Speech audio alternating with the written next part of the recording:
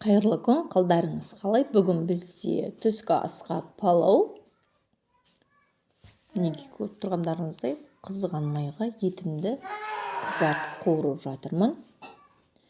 Мінекей пиязымды, сәбізімді аршып алғанмын, жақсылап турап, қызып тұрған майдың үстіне, еттің үстіне салдық. Жақсылап араластырып қуырып алдық.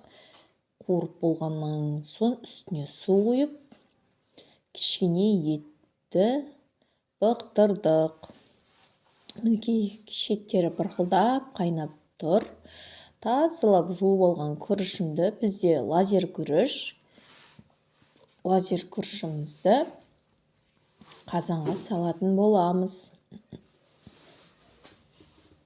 Қазанға салып бұқтырып алдым. Мінекей тез арада дайын болсын десеңіздер, осылай пленкамен жапсаңыздар, өте тез дайын болады палауыңыз. Мінекей пленкаларын алып балаларға беретін боламыз.